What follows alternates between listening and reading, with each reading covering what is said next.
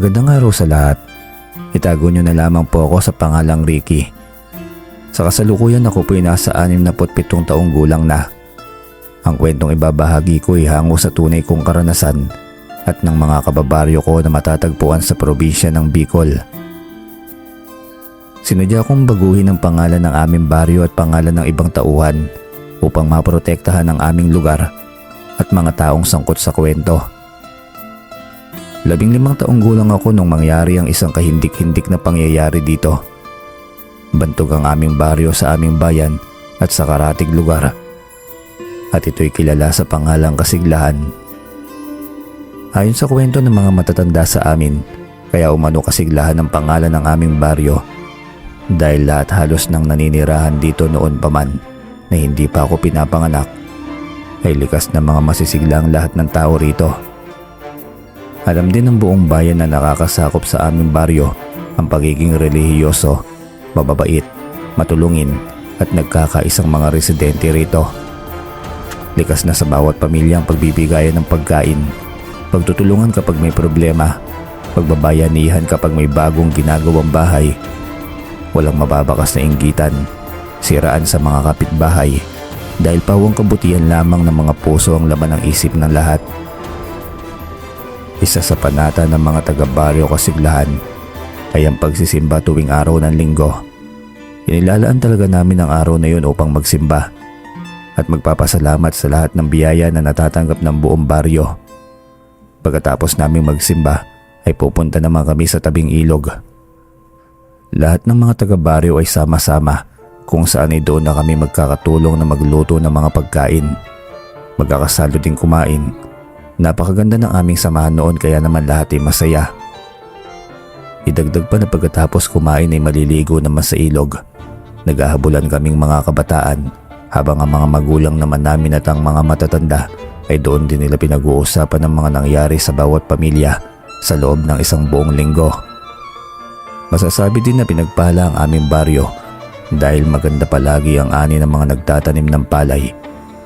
Ang mga nag-aabakan naman ay magaganda ang kanilang kita. Ganon din sa mga nag-uuling at nagkokopera kaya halos lahat naman ng pamilya ay sagana. Subalit isang araw ay hindi inakala ng lahat na darating pala sa baryo namin ang isang napakalaking sigalot. Isang pagsubok na hindi namin nakalain na aming mararanasan. Isang umaga ng araw ng Sabado noon, nagpatawag ang aming kapitan na si Kapitan Nilo nang bigla ang pagpupulong. Kinakabahan ng lahat dahil inakala na baka may problemang kinakaharap ang aming nayon. Sa ganap na ikasyam ng umaga ay agarang nagtipon-tipon ng mga tao sa plaza. Magandang umaga po sa inyong lahat mga minamahal kong kababaryo. Nais ko lang ipabatid sa inyong lahat na ipinatawag ako sa kumbento kahapon at ito'y hingil sa parating na pari sa ating baryo. Wika ni Kapitan Nilo. Hindi mapigilang magsigawan ng mga tao dahil sa galak at sa magandang balita ni Kapitan. Dagdag pa ni Kapitan na mananatili ng ilang buwan sa baryo namin ang nasabing pari. Kaya kinakailangan ito ng matutuluyan pansamantala na pagkasunduan ng lahat ng matatanda sa amin na igagawa nila ng maliit na bahay ang pari para maging pribado pa rin ang buhay nito kahit nasa baryo na nakatira. Sa katunayan ay matagal na kaming humihiling sa kumbento na sana'y may magmisa man lamang na pari sa aming munting simbahan tuwing araw ng linggo. May kalayuan ng baryo Kasiglahan sa bayan. Aabutin ng halos 1 oras ang biyahe sa tricycle at 2 oras mahigit naman kung lalakarin lamang. Kaya naman napakaganda ng balitang yun para sa amin. Nagplano ang aming mga magulang na maghahanda sa araw ng pagdating ng kura paroko na magmimisa sa aming baryo. Mga anak, ngayon na magkakaroon na ng pari sa ating baryo, dapat lamang na palagi kayong magmamano sa umaga sa kanya at bawat misa na kanyang gagawin ay kailangan nating daluhan. Uwi ka pa sa amin ni tatay. Sinigundahan naman siya ni nanay. Tumango kaming 5 magkakapatid. Pangalawa ako sa amin at nag-iisang lalaki, kaya naman sabik na sabik kaming makita at makilala ang nasabing pari. Ilang araw pang lumipas ay muling nagpatawag ng pagpupulong ang aming kapitan. Kinakailangan na umanong may patayo ang bahay na tutuluyan ng pari dahil parating na ito 1 linggo na lamang mula sa araw na yon. Nagkumahog ang mga kalalakihan sa baryo namin. Nagtulong-tulong sila sa pangunguha ng mga kakailanganin sa pagtayo ng bahay, habang ang kababaihan naman ay naghahanda ng iba pang kailangan ng pari. Hanggang sa wakas ay sumapit na ang araw na pinakahihintay naming lahat, ang araw ng pagdating nito sa aming baryo. Madaling araw pa lamang ay gising na ang lahat ng nanay at tatay at pinagtutulungan nila ang pagluluto at pag-aayos sa aming simbahan.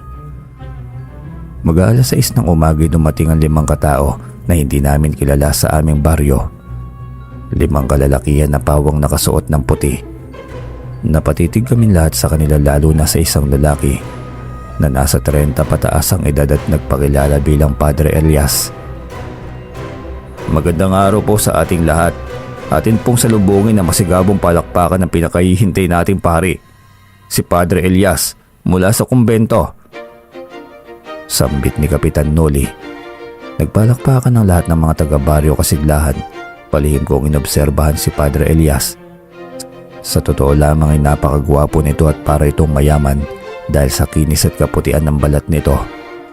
Lalo pang lumakas ang sigawan ng kababaihan sa amin nang umiti ang pari at kitang-kita ko ang mapuputi at pantay-pantay nitong mga ngipin. Napakunot noo lamang ako nang mapun ako na tila patulis ang dulo ng mga ngipin ni Padre Elias. Hindi ko alam kung napansin din ba ng ibang mga kaharap niya yon. Gayunpaman ay hindi nakababawas ito sa taglay niyang karisma. Dumagdag pa sa dating ng pari ang magkabilang biloy sa kanyang pisngi. Kaya naman hindi may kukubli ng mga kadalagaan sa amin ang humanga sa kanya. Kabilang na ang Ate Myla ko. Bahagyang kinurot ni nanay si Ate Myla nang makita na kinikilig ito sa pari. Kaya naman muling pumurmal na ang kapatid ko sa takot sa aming ina. Magandang umaga sa inyong lahat. Maraming salamat po sa mainit ninyong pagtanggap sa amin. Lalo na sa akin. Umaasa po ako na ito na ang unang araw ng ating magandang samahan. At ngayon din po ang unang misa na aking gagawin sa baryong ito. Sambit ni Padre Elias. Mahaba-haba pa ang mga sinabi nito. Lahat ng kababaryo ko, mapabata man o matanday, nakatuon lamang ang pansin sa kanya. Samantalang ako naman ay palihim pa rin nag-oobserba sa isang tabi. Ewan ko ba kung bakit sa kabila ng mukha namang mabait at masayahin na padre ay may kung anong bumabagabag sa kaibuturan ng aking kalooban. Hanggang sa napansin ko na tila kakaiba ang mga tingin at ikinikilos ng 4 na kasamahan nito. Lalo pa nang lumapit sa pari ang isang kababaryo namin na si Aling Adela para pabendisyonan ng kanyang karga-kargang apo na nasa 1 taong gulang lamang mahigit. Hindi nakaligtas sa paningin ko ang sunod-sunod na paglunok ng laway ng 4. Ganon din naman si Padre Elias, hindi nga lamang masyadong halata. Lalo pa kung hindi mo siya tititigan ng mabuti. Pagkatapos ng unang misa ay niyaya na nga ni Kapitan Nilo si Padre Elias at mga kasama nito para kumain ng almusal. Nagpasalamat siya at nagpaunlak, ngunit kapansin-pansin na kakaunti lamang ang kanilang kinain. Sumunod na nangyari ay inihatid na sina Padre Elias sa bahay na ipinagawa para sa kanya. Nagulat pa ito nang makita na halos hindi naman pala malayo sa baryo at simbahan ang bahay na kanyang tutuluyan. Nagtaka na naman ako dahil may hiniling na naman siya sa aming kapitan. Hiniling ni Padre Elias na gawan siya ng kahit na maliit na kubo malayo sa baryo. Kailangan umano niya ng bahay na nakabukod sa baryo. Dahil may mga panggabi at pangmadaling araw daw siyang dasal na dapat ay siya lamang ang nakakarinig. Nakita ko na tila nagtataka din ng iba kong kababaryo, ngunit dahil sa magaling magsalita at magpaliwanag ang pari, ay napaniwala naman niya kaagad sa kanyang dahilan ang aming kapitan, gayon din ang mga taga-baryo Kasiglahan. Nang makauwi kaming mag-anak sa bahay ay naghain na si nanay ng aming agahan. Habang nasa hapagkainan ay hindi ko mapigilan ang aking sarili na magtanong. Nanay, tatay, wala po ba kayong napapansin na kakaiba sa ating bagong dating na pari? Huminto sa pagsasandok si nanay at lumingon sa akin. Pinagalitan ako ni nanay at sinabihan na masamang mag-isip ng hindi maganda sa aking kapwa. Sinigundahan din ni Ate Myla si nanay kaya hindi na ako kumibo pa. Nanatili namang tahimik si tatay at iba pang mga kapatid ko. Nang muli ako napasulyap kay tatay ay nadaanan ng mga mata ko ang kakaibang reaksyon niya. Alam ko na maging siya man ay may kakaiba ding napuna sa aming bagong dating na pari. Kinagabihan ay naging mailap ang antok sa akin ng gabi na yon. Pumasok agad sa aking isip kung ano ba kaya ang ginagawa ng pari sa mga sandali na to. Yun ang unang gabi niya sa bahay na ginawa ng mga taga-baryo Kasiglahan. Nagkataon naman na tanaw mula sa amin ang bahay na ginagawa para kay Padre Elias. Naalala ko pa na nakiusap ito sa mga taga-baryo na gawan agad siya ng bahay malayo sa baryo. Hindi mo alam kung iisa lamang bang iniisip ko at ng iba pang mga kababaryo namin dahil nababalisa ako sa mga sandaling yon. Nagpa siya akong lumabas ng bahay at magpahangin muna sa labas. Malawak ang bakuran namin. May duyan sa gilid na bahagi ng tagiliran ng aming bahay. Pusikit ang dilim ng gabi na yon. Tanging malamlam na kislap ng mga bituin sa langit ang makikita mo. Dahan-dahan akong sumakay sa duyan at nahiga. Nakakabingi ang katahimikan sa aming baryo tuwing sasapit ang alas 6 hanggang alas 7 ng gabi. Ay halos sabay-sabay na kumakain ang bawat pamilya sa aming baryo kaya ganon. Kaya naman alas 8 hanggang alas 9 ng gabi pa lamang ay tulog na ang mga tao rito, lalo na ang mga kabataan. Hindi pa rin ako mapakali kahit na nakahiga lamang ako sa duyan. Malamig naman ang simoy ng hangin kaya nagtataka rin ako sa aking sarili kung bakit ako nagkakaganito. Naisip ko na lamang na baka hindi lamang ako sanay na may estranghero sa aming lugar. Akmang babangon na sana ako nang mapalingon akong bigla sa bahay kung saan naroon si Padre Elias. Narinig ko ang pagbukas ng pintuan ng bahay na tinutuluyan niya. Kaya dahan-dahan akong bumangon at sumilip ng tuluyan sa siwang ng mga sanga at dahon ng puno na gumamela sa aming bakuran.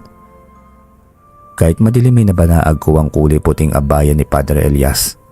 Nakatayo ito sa pintuan ng bahay at nakatingin sa kabuuan ng baryo. Naglakad ito ng bahagya papunta sa gitna ng kalsada hanggang sa bigla akong kinabahan dahil papunta na siya sa direksyon ng bahay namin. Halos pigilin ko ang aking paghinga dahil sa sobrang kaba. Habang papalapit sa tapat ng bahay namin si Padre Elias ay naulinigan ko ang mga mahihina niyang mga bulong. Tila may kung anong mga salitang binibigkas ang pari na hindi ko maunawaan. Hanggang sa huminto bigla sa dahan-dahang paglalakad ng pari. Pilit kong inaaninag ang kanyang muka, ngunit masyadong madilim kaya naman ang puting habaya lamang niya ang aking pagbabasehan sa kanyang kilos. Gusto ko nang lumabas sa pinagtataguan ko at batiin si Padre, subalit ang akman tatayo na ako'y bigla naman bumukas ang pintuan ng kaharap naming bahay na pag-aari ni Aling Kuring at Mang Rolando. Ganoon na lamang ang pagkawindang ko nang makita kong tumalo ng mataas at mabilis si Padre Elias pabalik sa bahay na tinutuluyan niya. Hindi ako makagalaw sa sobrang kaba at takot hanggang sa narinig ko ang pag-uusap ng mag-asawa. Totoo ang sinasabi ko sa iyo, Kuring. Naulinigan ko na may taong nagsasalita sa tapat ng bahay natin. Sambit ni Mang Rolando. Bitbit ang gasera tinignan ni Aling Kuring ang kalsada. Sinabi niya sa kanyang asawa na walang tao sa kalsada at maging sa labas ng bawat bahay sa baryo. Nakahinga ako ng maluwag nang makita ko nakapasok na sa loob ng bahay sina Aling Kuring at Mang Rolando. Pumasok na rin ako at nagmamadaling nahiga sa aking kwarto. Nakatulugan ko na ang pag-iisip sa aking nakita hanggang sa madaling araw na bigla naman ako naalimpungatan. Ang sama ng panaginip ko. Si Padre Elias umano'y isang aswang. Pagmulat ko ng aking mga matay nagulat ako nang makita si nanay na nasa paanan ko na. Ayon sa kanya narinig niya na umuungol ako kaya ginising niya ako. Tinanong niya kung ano bang napapanaginipan ko. Sinabi ko na lamang na nakalimutan ko na. Nagpasindabi ako kay nanay na magtungo sa kusina para uminom ng tubig. Kinabukasan ay nagising ako na magmimisa na sa aming simbahan si Padre Elias. Maliit lang naman ang aming baryo kaya dinig na dinig ko ang boses niya. Nagmamadali akong bumangon at naghilamos. Wala na sa bahay namin ang aking mga kapatid. Puno ang loob ng simbahan ng aking mga kababaryo. Maging sa labas ay nagkukumpulan ng mga tao. Namataan ko sina nanay at tatay kasama ang aking mga kapatid kaya nagmamadali ko silang nilapitan. Tinanguan ako ni nanay at pinatayo sa kanyang tagiliran. Mula sa kinatatayuan ko'y kitang-kita ko si Padre Elias. Bagamat napakalumanay nitong magsalita'y bakas sa kilos nito na para bang naiilang pa ito. Hindi ko lubos maisip ang nangyari ng nagdaang gabi. Naalala ko kung paano ito tumalon ng mataas at mabilis na bumalik sa tinutuluyan nitong bahay. Pagkatapos ng misa ay lumapit ang mga bata kay Padre Elias. Nagmano sila kabilang ang aking mga kapatid. Palihim kong pinagmamasdan si Padre nang biglang dumako ang paningin nito sa akin. Kinabahan ako ng bahagya nang umakbang siya papalapit sa akin. Pakiramdam ko'y may ideya siya sa nakita ko nang nagdaang gabi. "Kumusta ka, kapatid? Mabuti naman at naisipan mong dumalo sa aking unang misa ngayong umaga." Wika pa nito. Ngumiti ako't nagmano na rin sa kanya. Kung iisipin ay parang kuya ko lamang siya dahil napakabata niyang tignan sa edad na 33. Narinig ko na pinag-uusapan ng mga kababaryo ko ang edad ni Padre Elias. Hinawakan niya bigla ang kamay ko at tumingin ng seryoso sa akin. "Ricky ang pangalan mo, tama ba? Baka pwede kitang gawing sakristan para may katuwang naman ako dito sa simbahan. Isa pa, hindi ko kabisado tong baryo kaya sa tingin ko'y matutulungan mo ko." Nakangiting wika pa ni Padre Elias. Hindi ako kagad nakasagot. Hindi dahil ayaw ko sa inaalok niya. Sa totoo lamang ay gusto ko ang ideyang yon. Ngunit paano ko magagampanan ng maayos ang tungkulin na yon kung may agam-agam ako sa tunay na pagkatao ni Padre Elias base sa nakita ko ng nagdaang gabi? "Pag-iisipan ko po muna, Padre, ang sinasabi mo." Maikli kong tugon. Ikinuwento ko kagad kina nanay at tatay ang alok nito sa akin. Tuwang-tuwa sila at sinabing pumayag na ako kaagad. "Maswerte ka, anak, at sa pamamagitan ng pagiging sakristan mo, kahit papaano ay may papadama mo sa ating Panginoon ang munti mong sakripisyo para sa Kanya." Wika pa ni tatay. Dahil sa alok na yun ni Padre Elias ay nagkaroon ako ng ideya na mukhang mas mabuti na nga ang ganon. Bukod sa makakapaglingkod na ako sa Diyos ay mas makikilala ko pa siya at hindi na ako mahihirapan pang magmanman mula sa malayo. Nang sumunod na araw ng linggo ay naging kasama na nga ako ni Padre Elias. Alas 6 ng umaga ang misa kaya alas 5 pa lamang ay nasa simbahan na ako at inaayos na ang mga dapat ihanda para dito. Mabait naman talaga pala si Padre Elias. Kapag kaming dalawa lamang ay mahilig siyang magpatawa, kaya naman madali kami nagkapalagayan ng loob. Isang araw ay niyaya ako nito na sa bahay nila ako kumain ng tanghalian. Pinayagan naman ako ni nanay at tatay. Pinagdala pa nga ako ng sinabawang isda para kay Padre. Mula sa labas ng tarangkahan ay nakita kong abala sa pagsasanay si Padre Elias sa gilid ng bahay. "Ikaw pala, Ricky. Pasok ka, nakabukas yung tarangkahan." Nakingiting wika nito. Malinis at maayos ang loob ng bahay. Mangilan-ngilan lamang ang gamit ni Padre Elias pero masinop siya sa bahay.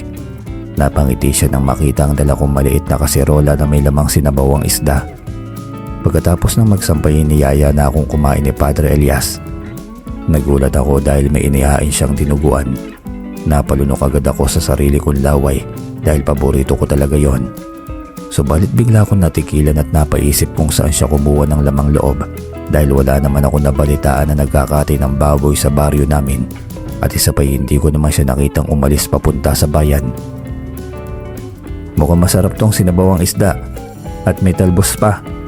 Pakisabi sa nanay mo, maraming salamat." Pasasalamat pa nito. "Paborito po kasi naming magkakapatid ang kinalamansi ang isda, Padre. Kaya palaging ganyan ang paraan ng pagluluto ni nanay." Nagulat ako sa naging reaksyon ni Padre Elias. Muntik na niyang mabitawan ng kasirola na may lamang sinabawang isda. Isasalin na sana niya ito sa mangkok ngunit bigla niyang inilapag sa mesa ang kasirola. Bigla siyang tumayo at nagtungo sa kusina. Napaisip ako kung bakit gano'n na lamang ang naging reaksyon nito. Ilang minuto ang inilagi niya sa kusina bago nakabalik sa mesa. Kinabahan ako dahil bigla siyang sumeryoso. Yung kanyang pagmumukay naging seryosong bigla. "Pasensya ka na, Ricky, pero bawal sa akin ang kalamansi. Kasi may allergy ako sa maaasim."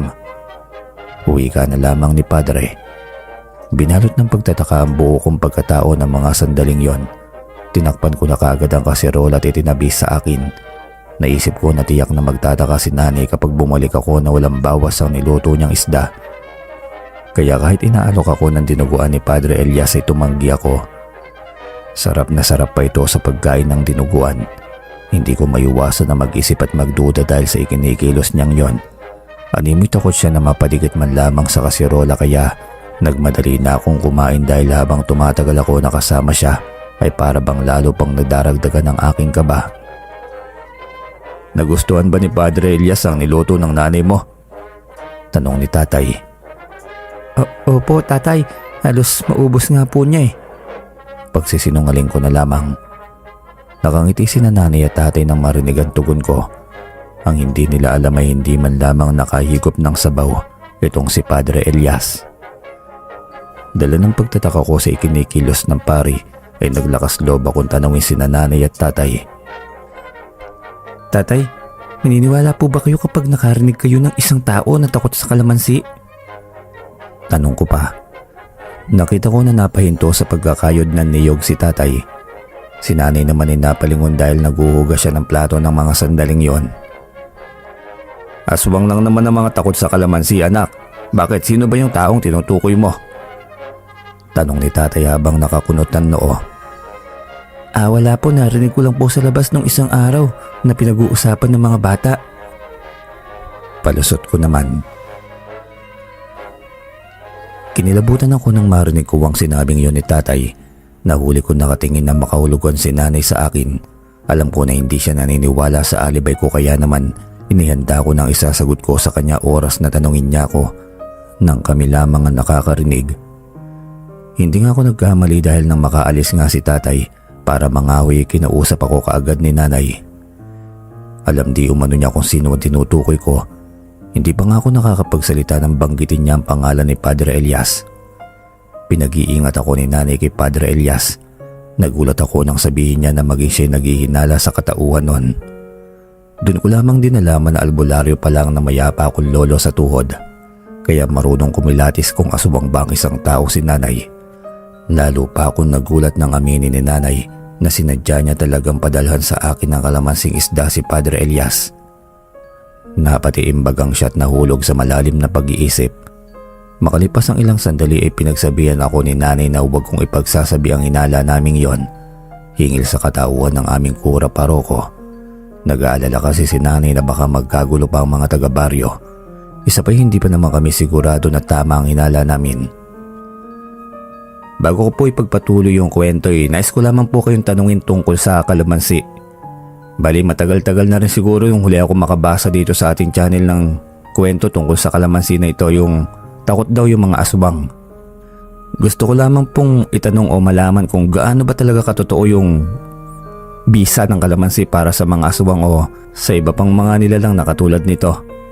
At paki-comment na rin po sa ibaba kung ano yung mga karanasan o nalaman nyo tungkol sa kalamansi nito na pinangangontra sa aswang. Kung may kakilala kayo o kapitbahay o kamag-anak na gumagamit nito pangontra sa kalamansi, baka pwede ko po malaman sa ibaba. Yun lamang po. Ituloy na natin ang kwento. Lumipas pang mga araw at linggo. Tanging kami lamang ni nanay ang naghihinala sa katauhan ni Padre Elias. Tuluyan nang napalapit ang mga tao sa kanya dahil sa ipinapakita rin niyang kabaitan. Napapansin ko nakakaibang mga ngiti ni ate tuwing darating mula sa bahay ni Padre Elias. Kapag naabutan ko naman silang nagkukwentuhan ni nanay sa sala, ay bakas ang nagniningning niyang mga mata habang binibida si Padre Elias. Larawan ng isang dalaga na humahanga o di kaya'y baka umiibig na ang ate ko kay Padre Elias. Nag-aalala ko ng gusto para sa kapatid ko kung tama man ang hinala ko. Kaya nang misang maabutan ko siya sa kusina na nagluluto at pangiti-ngiti pa, ay biniro ko si ate. Mukhang umiibig na yata ang maganda kong ate ah. Sino naman kaya yung maswerteng lalaking yun? Wika ko pa. Gusto kong makita ang reaksyon ni Ate Myla at baka makumpirma ko ang aking hinala na si Padre Elias ang unang nagpapatibok ng puso nito. Napalunok ako nang makita ko na nagluluto siya ng suman. Paborito raw ni Padre Elias ang suman kaya pinagluto niya. Ate, huwag mo sanang mamasamain ang sasabihin ko. Wala namang masama kung humanga ka sa kanya. Pero huwag mo sanang kakalimutan na isa siyang alagad ng Diyos at bawal sa tulad niya makipagrelasyon sa kahit na kaninong babae. Huminto sandali sa paghahalo ng suman si Ate Myla Pagkatapos ay nilingon ako ni ate at biglang sumeryoso ang mukha niya. Itinaboy niya ako na lumabas ng kusina at hayaan ko umano siyang mag-isa. Iba yung kabang naramdaman ko dahil sa pag-alala sa aking kapatid. Magmula noon ay lalo pang napapadala sa pagpunta nila ng mga kaibigan niya sa bahay ni Padre Elias. Isang umaga nagising ako sa ingay na nagmumula sa aming kusina. Nagmadali akong tumayo at nakita ko nga sina tatay at ate Myla sa kusina.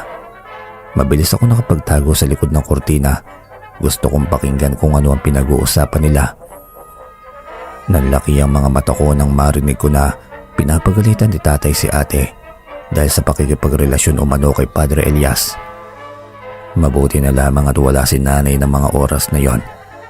Rinig na rinig ko ang malakas na hagulgol ni ate dahil pinagbabawalan na siya ni tatay na pumunta sa bahay ni Padre Elias. Mabilis akong bumalik sa kwarto nang marinig kong palabas na ng kusina si tatay. Hindi ako makapaniwala na papatulan ni Padre Elias si ate Myla. Magmula noon ay palagi ko nang nakikitang umiiyak at balungkot si ate. Kapag may misa ay mahigpit ang pagbabantay sa kanya ni tatay.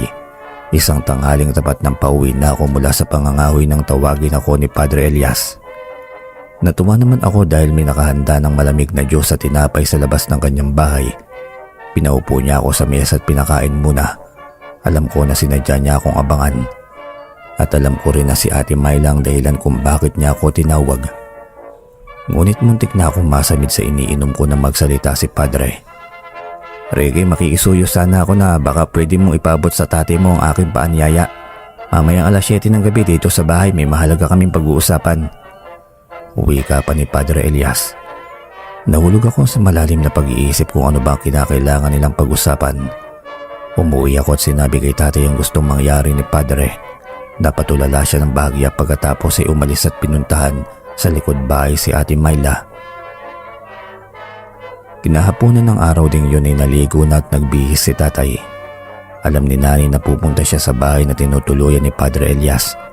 Tahimik lamang na nakamasid si ate Myla at nakaupo ito sa may bintana at bakas ang lungkot sa mga mata. Lumipas ang ilang sandaling na hindi pa rin bumabalik si tatay. Matyaga ko siyang hinintay sa may tarangkahan. Nalingunan ko si nanay na pabalik-balik sa may pintuan at nakadungaw sa tarangkahan. Bakas ang pag-aalala sa mukha ni nanay at makikita kong hindi pa rin mapakali. Kaya naman nilapitan ko na siya at kinausap. Nanay, mukhang napasarap yata ang kwentuhan ni na tatay at padre. Mag-aalas 10 na po ng gabi. Ano po kaya kung sunduin ko na siya? Uwi ka ako naman. Napabuntong hininga si nanay at tila ba tinitimbang kung dapat ko na nga bang sunduin si tatay. Ilang sandali ang lumipas na tumayo si nanay at niyaya na ako para sunduin si tatay sa bahay ni Padre Elias. Dalang malaki naming gasera ay binaybay namin ang daan papunta sa bahay nito. Ngunit sa kalagitnaan pa lamang ng daan ay may namataan na kaming naglalakad pa sa lubong sa amin. Hindi ako maaaring magkamali at si tatay yung naglalakad na para bang wala sa kanyang sarili. Nanay, si tatay yung parating. Pero bakit parang ganun siya? Parang tulala. Tanong ko pa. Pinaghahanda ko ni nanay at nagulat ako nang sabihin niya na kapag may hindi magandang mangyari ay tumakbo na ako tumingin ng tulong sa baryo. Bigla akong kinabahan na tulad nga ng sinabi ni nanay ay inihanda ko ang aking sarili. Habang papalapit si tatay ay unti-unti ring nagiging malinaw ang itsura niya. Mapula ang mga mata at para bang nangingitim na ang talukap ng kanyang mga mata. Sinalubong ni nanay si tatay at hinawakan sa braso. Para bang hinang-hina si tatay at anumang oras ay babagsak na sa lupa. Pinauna ko na sa paglalakad si nanay at tatay. Bago ako sumunod sa kanila, mabilis akong lumingon sa bahay ni Padre Elias na hindi naman kalayuan sa kinatatayuan ko. Nanlaki ang mga mata ko nang may mabanaag akong mga taong nakatayo at nakasuot ng puting-puti sa labas ng bahay ni Padre. Patakbo na ako sumunod kina nanay at tatay. Pagdating sa bahay ay pinagpahinga na ni nanay si tatay sa loob ng silid nila. Nakita ko naman si ate Myla na sumilip sa may pintuan ng kanilang kwarto. Alam ko na hinihintay din niyang dumating si tatay. Hindi ako nakatulog ng gabi na yon dahil sa dami ng iniisip ko. Bago mag-alas 2 na madaling araw ay saka lamang ako nakaramdam ng antok. Narinig ko pa na may lumabas sa kwarto ni na ate Myla at ng mga kapatid ko. Plano ko sanang tignan ngunit tila hinihila ako ng matinding antok hanggang sa tuluyan na akong nakatulog. Magmula noon ay kapansin-pansin na kakaibang ikinikilos ni tatay. Nauhuli ko rin minsan na lumalabas ng bahay si Ate Myla bago maghating gabi kung kailan tulog na sina nanay at tatay. Alam ko na pupuntahan niya si Padre Elias. Ngunit hinayaan ko na lamang siya dahil alam ko na wala akong magagawa para hadlangan ang pag-ibig niya sa pari. Hanggang isang hating gabi, nagulantang ang buong baryo namin sa isang malakas na tili ng babae mula kung saan. Nagmamadali akong bumangon at tumakbo palabas ng aking kwarto. Naabutan ko sina nanay at tatay na palabas na ng pintuan.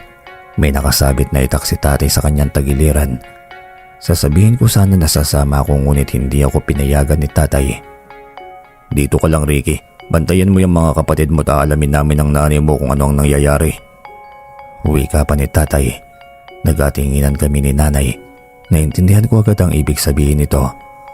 Alam ko na iisa ang nasa isip namin, si Padre Elias. Sinarado ko agad ang pintuan pagkalabas nila ng bahay.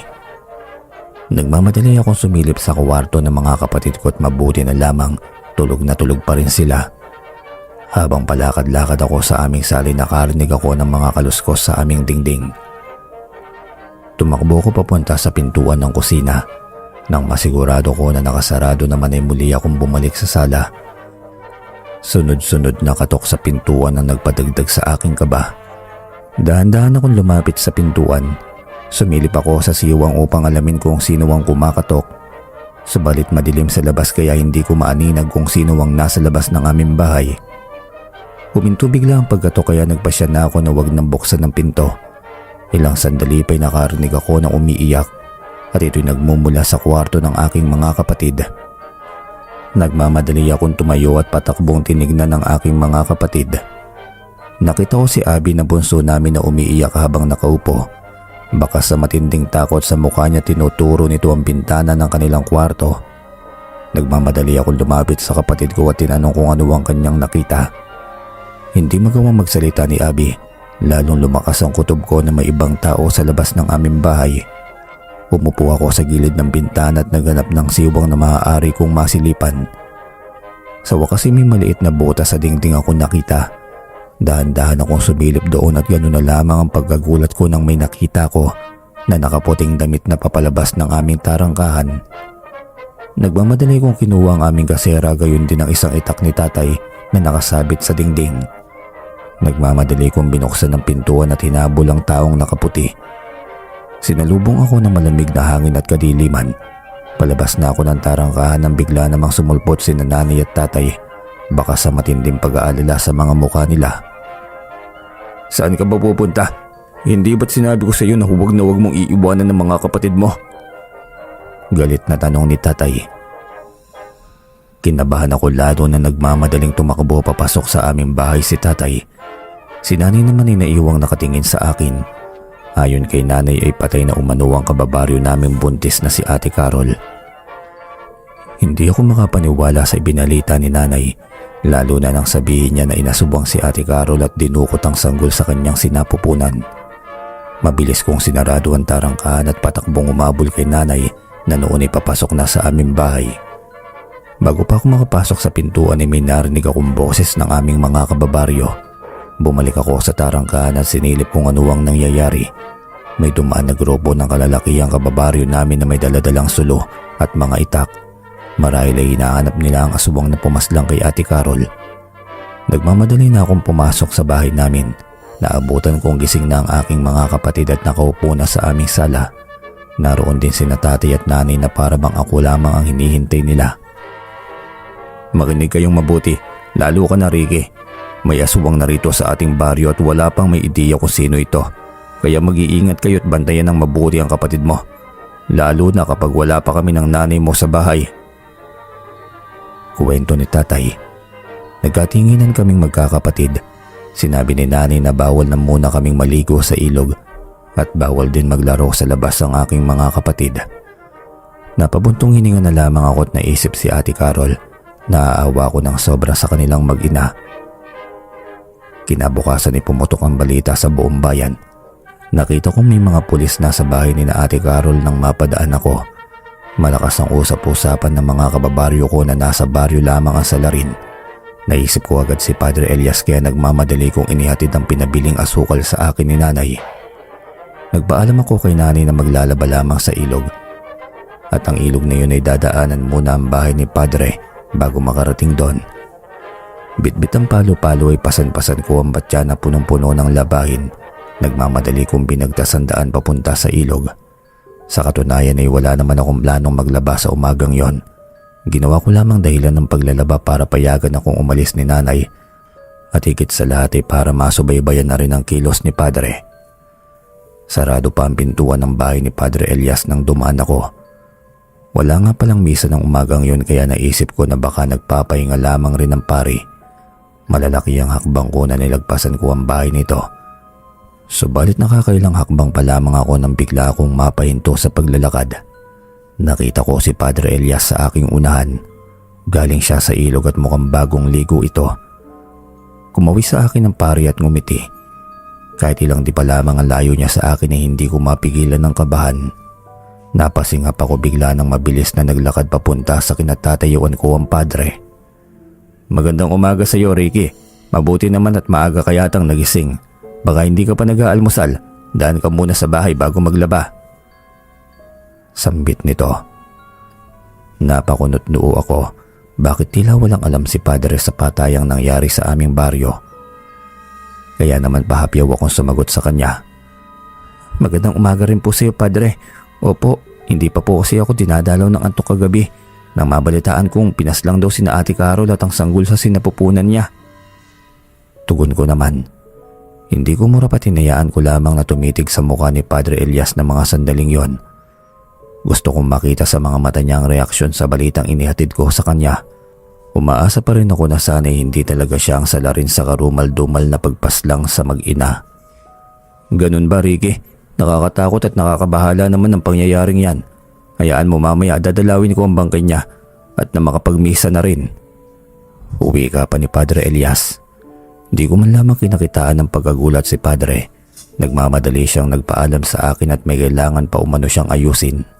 Sinundan ko lamang ng tanaw ang pari. Hindi ko mawari ngunit malakas ang pakiramdam ko na may kinalaman siya sa nangyari kay Ate Carol. Nagumpisa na akong maglakad papunta sa ilog. Gusto kong matapos agad ang paglalaban nang bigla na naman akong mapahinto sa paglalakad. Dahil nakita kong magkakasunod na naglalakad ang 4 na kalalakihang naghatid sa baryo kay Padre Elias. Nagpatuloy ako sa paghakbang. Ayoko mahalata nila na kinakabahan ako kaya naman ilang hakbang na lamang ang layo nila sa akin ay kusa na akong yumuko.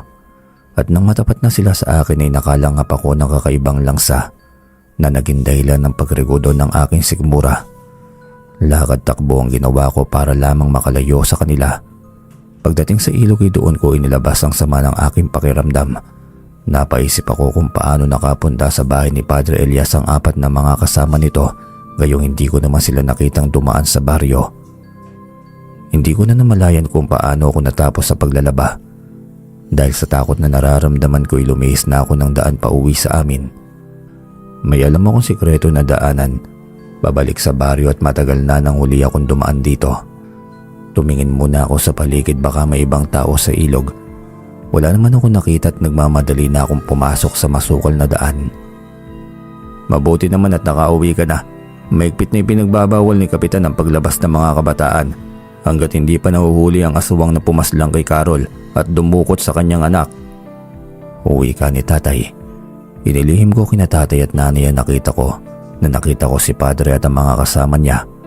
Ngunit nagulat ako nang bigla niya itong nabanggit sa harapan naming magkakapatid.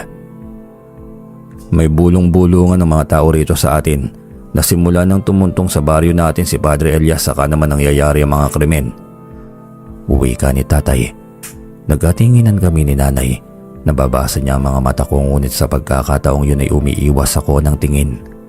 Haka-haka pa lang naman ang lahat at wala pang napapatunayan. Ayokong isa sa pamilya ko man ang mapahamak. Kaya buo na ang pasya ko na palihim ko talagang iniimbestigahan ang tunay na katauhan ni Padre Elias. Unang gabi ng burol ni Ate Carol, maraming tao ang nakipaglamay. Halos buong baryo ay gising upang makipaglamay nang may dumating din ng mga taga-ibang lugar marahil ay mga kakilala at kamag-anak ng namatay. Hinanap ng mga mata ko si Padre Elias, ngunit ni anino niya hindi ko nakita. Napakaliwanag ng buong baryo dahil maaga pa lamang ay pinaglagyan na ng ilaw ni Kapitan ang bawat sulok ng baryo.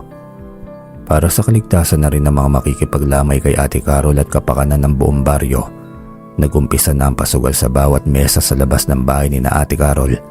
Inilibot ko ang aking paningin sa mga taong naroon hanggang sa natuon ang aking paningin sa isang pamilyar na muka. Sa likuran ng mga tao na abala sa pagmamadyong ay nadaanan ng mga mata ko ang isa sa mga kasamahan ni Padre Elias. Pasimple itong nanonood sa mga nagsusugal, ngunit malikot ang mga mata habang panay ang lingon sa paligid.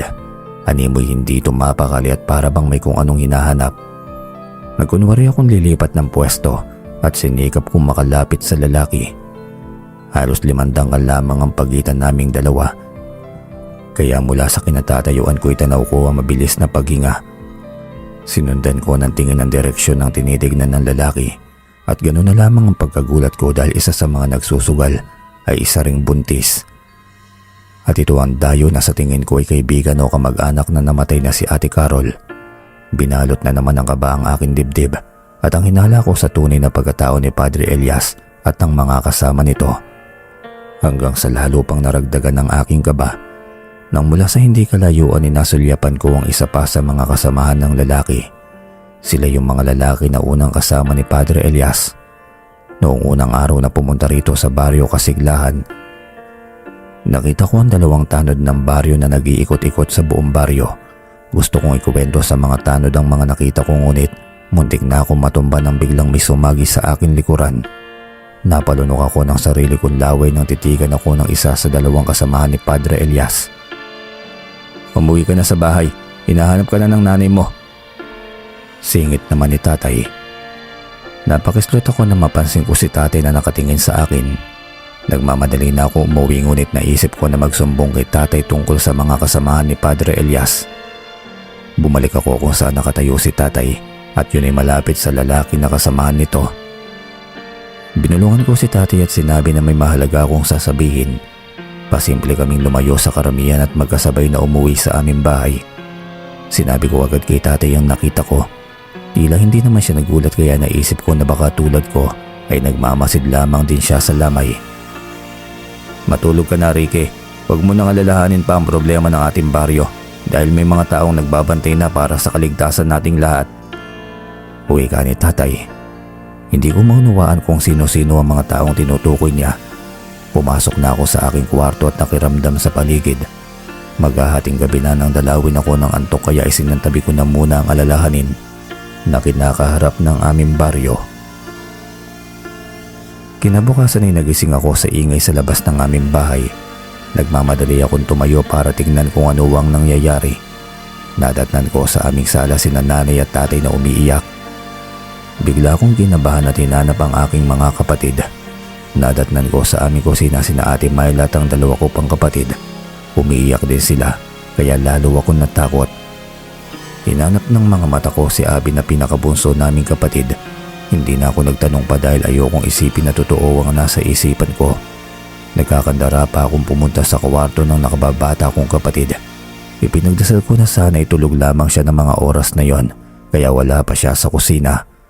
Subalit halos panawan ako ng ulirat nang wala sa higaan nila si Abby. "Nanay, tatay, nasaan po si Abby? Bakit wala siya sa kusina at wala rin sa higaan nila?" Nagkakanda-utal-utal ko pang tanong. Panay pa rin ang iyak ni nanay at tatay hanggang sa biglang may dumungaw sa nakabukas naming pintuan. Nakita ko ang grupo ni na Kapitan Nilo at mga tanod na malungkot ang mga muka. "Ipagpatawad ninyo ngunit hindi pa rin namin mahanap si Abby. Pero huwag kayong mawala ng pag-asa dahil hindi kami titigil sa paghahanap sa kanya hanggat hindi siya nakikita. At isa pa may parating ng mga pulis na tutulong sa paghahanap sa bunso ninyo." Uwi ka ni Kapitan. Tila nabingi ako sa akin narinig. Tumigil sandali ang aking mundo. Iniisip ko lamang na baka binabangungot ako. At paggising ko'y makikita kong nakangiti sa akin ang aking kapatid na si Abby. Natauhan lamang ako sa pagkakatulala nang tapikin ako sa balikat ni tatay.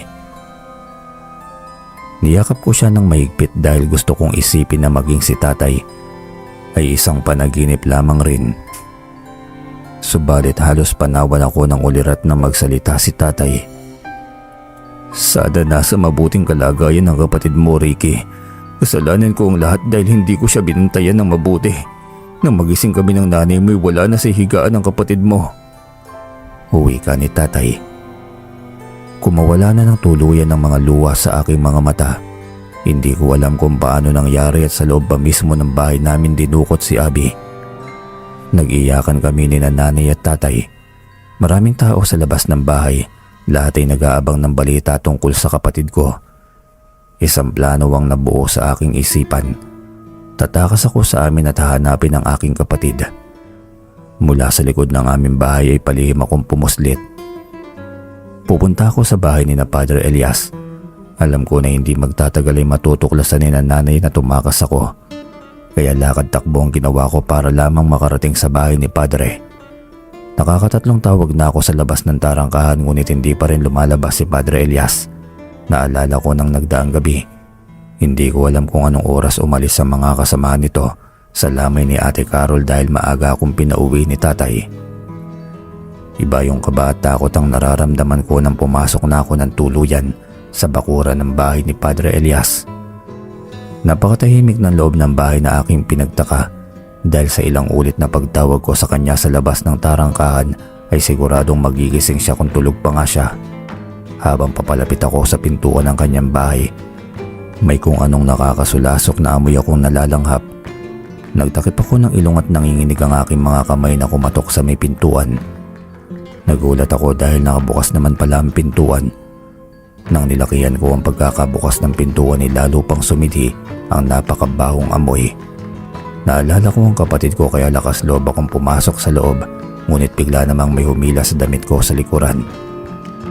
Napakatigas talaga ng ulo mo, Ricky. Ilang beses ko bang sinabi sa iyo na huwag kang lalabas ng bahay dahil napakadelikado? Galit na wika ni tatay. Itinuro ko kay tatay ang loob ng bahay ni Padre Elias, ngunit halos kalad ka rin niya ako palabas ng tarangkahan. Mabuti na lamang at walang ibang taong dumaan sa tapat ng bahay.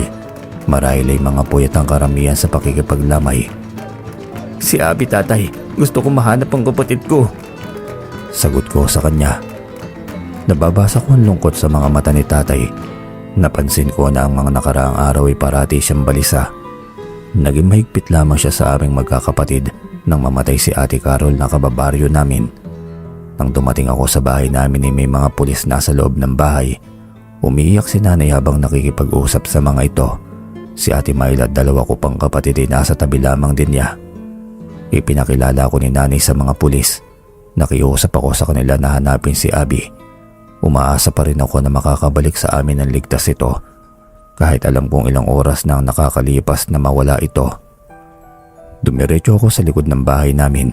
Alam ko na may dahilan si tatay kung bakit niya ako sinundan at pinaalis agad sa bahay ni Padre Elias. Gustong gusto ko nang ikuwento sa mga pulis ang mga nakita ko at ang paghihinala ko sa tunay na katauhan ni Padre. Ganon din ang kakatuwang kilos ng mga kasamahan nito. Ngunit bago pa ako makabalik muli sa loob ng bahay ay hinila ko ulit palabas ni tatay. Huwag na huwag mo sasabihin kahit na kanino ang tungkol sa bahay ni Padre Elias dahil kung hindi pagsisisihan mo ng malaki, Ricky. Uwi ka pa ni tatay. Tila nanlilisik pa ang mga mata nito ng sulyapan ko. Nakaramdam ako ng iba yung takot sa kanya at napapaisip kung bakit para bang pinagtatakpan pa niya si Padre Elias. Pinagbantahan pa niya ako na huwag nang babalik pa sa bahay nito. Nauna nang pumasok sa loob ng bahay si tatay. Nakipag-usap sa mga pulis at muli na naman ako nagulat dahil nagbago bigla ang aura niya. Humagulgol siya ng iyak at nakikiusap na sa mga pulis na hanapin si Abby. Gulong-gulo ang isipan ko ng mga oras na yon.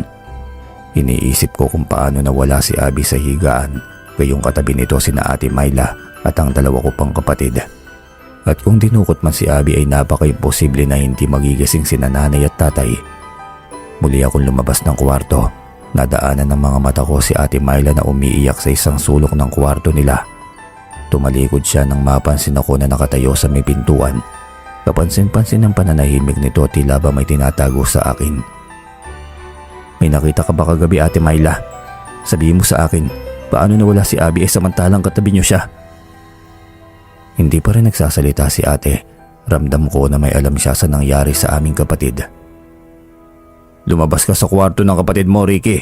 Iwanan mo ang ate mo. Madiing wika pa ni tatay. Nagulat ako nang malingunan ko siya sa likod ko. Parang binabantayan ni tatay ang lahat ng kilos namin. Bahagya ko siyang nilingon at noon ko lamang napagmasdan na nangingitim ang talukop ng kanyang mga mata. Bago po pala natin ituloy ang kwentong ito, gusto ko lang malaman kung ano yung naiisip niyong dahilan o kung ano yung hula niyo sa kwentong ito. Ngayon niyo na po ikomento sa ibaba kung ano yung sa pantaha o hinala niyo sa pagkawala ni Abby o yung bunsong kapatid ni Ricky. Base sa kwento kasi nababasa natin, parang yung tatay pa talaga yung dahilan. Pero gusto ko po malaman sa inyo kung ano po yung nasa isip niyo. Babasahin ko po yan sa baba. Ngayon na po, ikomento niyo na. Maraming salamat. Ipagpatuloy na po natin ang kwento. Napabuntong hininga na lamang ako sa akin naging palaisipan at mga kakatuwang ikinikilos ni na Ate Myla at ni tatay. Gusto kong magtanong kay nanay, ngunit nagbago ang isipan ko nang makita ko na hawak-hawak niya mga damit ni Abby habang umiiyak. Lumabas ako ng bahay namin. Gusto kong makalanghap ng hangin sa labas dahil pakiramdam ko ay kakapusin na ako ng hininga sa loob ng bahay namin. Nabalitaan mo ba, Ricky, ang nangyari kay Padre Elias? Tanong ni Otep. Si Otep ay kababata ko at kapitbahay lamang din. Napakunot-nuwa ako sa tanong niya kaya niyaya ko siya sa gilid ng tarangkahan namin at kinausap. Bakit, Otep? Ano bang nangyari kay Padre? Tumitig siya sa akin at bumulong. Kagabi pa nawawala sa bahay niya si Padre Elias, pero may nakapagsabi na nagmamadali umano itong umalis kasama ng mga kasamahan niya. Tugon ni Otep. Tama nga ang kutob ko na may hindi magandang gagawin ng grupo ni Padre Elias. Lalo pa ako nawindang nang bumulong muli si Otep at sinabi na may nakakita di umano kay tatay na buhat-buhat ang kapatid kong si Abby habang tulog. Takot lumantad ang kababaryo ko na nakakita kay tatay at sigurado na wala pang alam si nanay sa usap-usapan sa labas ng aming bahay. Nagmamadali akong pumasok sa loob at hinanap ng mga mata ko si tatay, ngunit napahinto ko ng pagakbang nang makita ko na nag-uusap sina tatay at Ate Myla. Seryoso ang pag-uusap nila kaya naman nanatili lamang ako nakaupo sa aming sala. Pakiramdam ko'y biglang lumaki ang aking ulo. Paano nagawa ni tatay na ipahamak ang sarili niyang anak? At bakit sunod-sunuran naman ang kapatid kong si Ate Myla? Nanginig ang buo kong kalamnan. Hindi ko alam kung ano ba ang dapat kong gawin sa mga sandaling yon. Hanggang sa bigla na lamang sumigaw ng malakas si nanay. Tumakbo ko palapit sa kanya at gusto ko nang sabihin ng totoo sa kanya, ngunit wala pa rin akong sapat na ebidensya. Siguradong papagalitan lamang ako ni nanay at tiyak na masasaktan naman ako ni tatay. Nagkulong ako sa kwarto at nag-isip kung ano ba ang dapat kong gawin. Kung totoo man ang sinabi ni Otep, bakit hindi iniimbestigahan ni Kapitan o maging ng mga pulis si tatay? Isang plano na naman ang nabuo sa aking isipan at gagawin ko yun mismo sa gabing yon. Sumapit na ang oras ng hapunan. Magkakaharap nga kami sa mesa ngunit hindi naman kami nagpapansinan. Nasa magkabilang dulo ng mesa sina nanay at tatay. Ang dalawa kong kapatid lamang ang ganadong kumain. Halos hindi kinagalaw ni nanay at tatay, ganon din ni Ate Myla ang kanilang mga pagkain sa plato. Hanggang sa bigla akong minaalala sa kwento ng isang matandang taga-baryo. Takot hindi umano ang mga aswang sa kalamansi. Pasimple akong sumulyap kay tatay. Nangingitim ang ilalim ng mga kuko nito. Kahit na hindi naman siya pumupunta sa bukid ng ilang araw na para magsaka. Si Ate Myla naman ay tahimik ngunit mugto pa rin ang kanyang mga mata. Nagpasintabi ako tumayo ng diretso sa likod bahay at nanguha ng ilang pirasong kalamansi. Saktong sinabaw ang isda ang ulam namin kaya hindi nila mahahalata na may intensyon akong lagyan ng kalamansi ang aming ulam. Nalaki ang mga mata ni nanay at Ate Carol nang walang pag-aalinlangan kung ibinuhos ang pinika kong kalamansi sa malaking mangkok na may lamang sinabawang isda. Panabay silang tumayo at lumayo sa mesa. Bagamat naiinis sa akin si nanay ngunit mas nagulat siya sa naging reaksyon ni na ate at tatay. Galit na nilapitan ako at sinapak ni tatay. Nanlilisik ang kanyang mga mata. Natakot ang dalawa kong nakababatang kapatid kaya nagtakbuhan sila palapit kay nanay. "Bastos ka, Ricky! Alam mo ba yon? Bakit ka kumuha ng kalamansi at basta mo na lamang pinigas sa mangkok?" Galit na tanong ni tatay. Napaiyak na rin ako hindi dahil sa ginawang pananapak sa akin ni tatay, bagkus ay sa katotohanan na baka nga asubang na silang dalawa ni Ate Myla. Nawalan na ng ganang kumain silang dalawa, o baka mas tamang isipin ko na talagang umiiwas lamang sila dahil may kalamansi ang ulam. 3 araw na simula nang mawala si Abby, napansin ko na parang wala na rin sa sarili si nanay. Marahil ay may alam na rin siya sa pangyayari kina ate at tatay. Higit sa lahat ang pagkawala ng aking kapatid ang higit na nagpapahirap kay nanay. Sa tuwing lumalabas ako ng bahay, ay iba-ibang reaksyon ng mga kababaryo ko ang nakikita ko. Alam ko na palihim nilang pinag-uusapan ng aming pamilya dahil sa aking ate. Yumuyo ko na lamang ako tayo ko na halos makipag-usap sa kahit na kanino man. Ika-4 na araw ng pagkawala ng aking bunsong kapatid ay nagpasya akong pasukin ang bahay ni Padre Elias. Nakakandado na ito nang maabutan ko. Nagulat ako nang biglang may nagsalita na naman sa aking likuran. "Mga pulis na nagsarado niyan, may mga ebidensya silang nakuha laban sa grupo ni Padre Elias. At may mga usap-usapan pa na hindi pagganap na pari si Padre Elias. Nakipag-ugnayan ang mga pulis sa kumbento. Doon nila nalaman na ibang pari pa lang dapat napupunta sa baryo natin." Nanghina ang mga tuhod ko sa aking narinig. Pinaglololo ko lamang pala kami ni Padre Elias at biktima lamang din ang kapatid at aking tatay. Hindi ko na nagawa pang magsalita at tuluyan na akong napaupo sa lupa nang marinig ko ang sumunod na sinabi ni Otep. "Ikinalulungkot ko ang nangyari sa pamilya mo, Ricky. May nakapagsabi rin sa mga pulis na aswang si Padre Elias at mga kasamahan nito. May mga balita pa nga tungkol sa kapatid at tatay mo. Sinasabi ko to sa iyo dahil kaibigan kita." Dagdag pang wika ni Otep. Umagulgol ako sa harapan ni Otep. Ramdam ko ang pagdamay niya sa akin bilang kaibigan. "Kapag kailangan mo ng tulong, Ricky, andito lang ako. Alam ko kasi na biktima lamang ang pamilya mo ng pagiging mapanlinlang at kasamaan ng grupo ni Padre Elias." Wika pa ni Otep. Nang umuwi ako sa bahay namin ay nagpanggap akong walang alam. Isang plano ang nabuo muli sa aking isipan at kinausap ko na rin si Otep tungkol doon. Nilalaro-laro ko ang 2 kong kapatid na babae. Umiiyak sila dahil napapabayaan na sila ni nanay. Pasimple ako nagmasid sa kilos ni na Ate Myla at tatay. Palagi silang nag-uusap sa likod bahay. Alam ko nang tungkol kay Padre Elias ang pinag-uusapan nila. Kinagabihan ng araw ding yon ay maaga akong pumasok sa aking kwarto. Kinausap ko si nanay na sa kwarto ko muna patutulogin ang 2 kong pang kapatid. Wala na akong tiwala sa mga kilos nila Ate Myla, baka kung ano pang di maganda niyang gawin sa mga kapatid namin. Sa sala natulog si tatay at mag-isa lamang sa kwarto nila si nanay. Si Ate Myla naman ay nakaupo sa may bintana ng kwarto nila at nakadungaw sa labas kahit na madilim pa ang paligid. Inihanda ko ang mga itak sa bawat sulok ng aming bahay, gayon din ang mga kalamansi at bawang sa kwarto ko katabi ng aking mga kapatid. Takot sa bawang at kalamansi ang mga aswang. Hanggang sumapit ang 11:00 ng gabi, palihim kong pinapasok sa kwarto ko si Otep. May ilang oras na siyang nag-aabang sa labas ng aming bakuran. Dala-dala niya ang lahat ng kailangan namin. Albularyo nga pala ang lolo niya kaya humingi siya ng pangontra sa aswang. Nakahanda na rin sina Kapitan at ang mga tanod sa gagawin namin paghuli sa grupo ni Padre Elias. Saktong 12:00 ng hating gabi sa siwang ng kwarto ko ay kitang-kita namin ni Otep na lumabas ng kwarto niya si Ate Myla. Dumiretso siya sa sala kung saan nakita ko nakatayo at parang wala sa sarili si tatay. Magkasunod silang lumabas sa kusina. Palihim kaming sumunod. Kinuha ni Ate Myla ang lampara at lumabas ng kusina. Alam ko na nasa paligid lamang sina Kapitan at ang mga pulis. Naglakad na mabilis sina Ate Myla at tatay papunta sa bahay ni Padre Elias. Pagdating doon ay may nakita kami ni Otep na mga taong nakaputi ng damit at tila naghihintay. Lumabas ng bakuran ng bahay ang mga kalalakihan.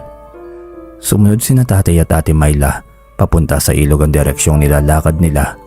Aniwi grupo sila ng mga kulto at may mga hawak na itim na kandila. Parang lalabas na sa dibdib ko ang aking puso dahil sa sobrang kaba. Pagdating sa ilog ay mas marami palang mga naghihintay doon. Pabilog sila sa tubig habang may mga hawak na itim na kandila. Sa gilid ng ilog ay may nakalagay na mesa na gawa sa kahoy. Kitang-kita ng dalawang mga mata ko ang isang bata na nakahiga habang nakatali ang mga kamay at paa. Si Abby, ang kapatid ko. May palagay ako na gagawin nilang alay si Abby hanggang sa lumapit na sina Tatay at Ate Myla sa uluhan ni Abby. Walang malay si Abby kaya hindi niya nakikita sina Ate at Tatay. Nalaki ang mga mata ko nang biglang sumulpot sa paanan ni Abby si Padre Elias. May hawak itong matalas na kutsilyo. Akman tatayo na ako para iligtas ang kapatid ko ngunit biglang hinila ni Otep ang aking kamay. Bumulong siya na napapaligiran na ng mga otoridad ang buong ilog. Ilang sandali pa'y sabay-sabay na nagbago ng anyo ang mga taong nasa ilog. Maging sina Tatay at Ate Myla ay nagbago rin ng anyo. Nagkaroon sila ng makakapal na balahibo sa pisngi at kamay. Umaba ang matutulis na kuko. Nanlilisik ang mga mata habang sabay-sabay na inilalabas ang mahahaba nilang dila. Mistulang mga halimaw nakikita namin. Sandaling natahimik ang grupo ng mga aswang. Animoy nagre-ritual sila. Yun ang pagkakataon na sinamantala ng mga pulis. Pinaligiran nila ang mga aswang. Kaya nang muling magmulat ng mga mata ang mga ito, ay nagulat sila na may mga pulis na sa paligid. Padre Elias, sumuko ka na at ng mga kasama mo. May mga kasama kami sundalo at napapaligiran namin kayo. Masyado na kayo maraming biktima. Ang mga kabataan ay inaalay nyo at pinapaslang, habang ang kadalagaan ay inaanakan para dumami ang lahi ninyo. Wika ng pulis.